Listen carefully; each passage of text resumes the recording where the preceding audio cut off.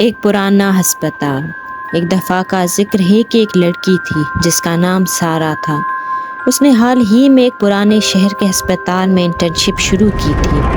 خاموش راہداریاں، ٹمٹماتی بتیاں اور ایسی کہانیاں جو سب نے سنی تھی مگر کسی نے ماننے کی ہمت نہ کی۔ ہسپتال کی راہداریاں، مدھم روشنی۔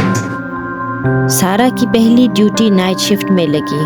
ایک نرس نے دھیمی آواز میں کہا، کمرہ نمبر 313 سے دور رہنا، وہاں کئی سالوں سے کوئی مریض نہیں، پھر بھی وہاں کسی کے سانس لینے کی آواز آتی ہے۔ نرس اسٹیشن، رات 2:13۔ سارا بور ہو رہی تھی، موبائل پر اسکرول کر رہی تھی کہ اچانک ایک بیپ سنائی دی۔ پیشنٹ مانیٹر، کمرہ نمبر 309۔ دل کی دھڑکن محسوس ہوئی۔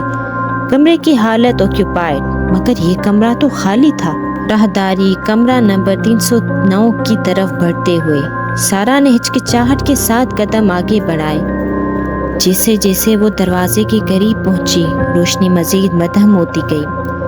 دروازے پر چاک سے لکھا تھا، جانے سے پہلے نکل جاؤ، وہ جاگنے والی ہے۔ دل کی دھڑکن اور تیز ہوتی جا رہی تھی۔ کمرہ نمبر 309 اندر کا منظر۔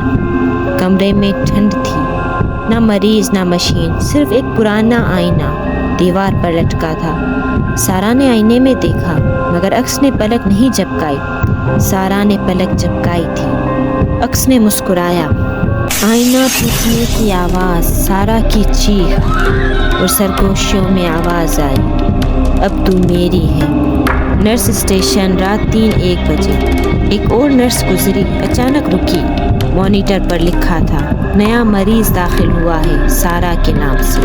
وہ اکیلی اندر گئی تھی مگر جو باہر آئی وہ سارا نہیں تھی۔ اس کہانی کا سبق یہ ہے کہ ہر دروازہ کھولنے کے لیے نہیں ہوتا۔ بغیر سوچے سمجھے تجسس آپ کو ایسے رستے پر لے جا سکتا ہے جہاں سے واپسی ممکن نہیں۔ کبھی کبھی انجان چیزوں کی عزت کرنا سب سے محفوظ فیصلہ ہوتا ہے۔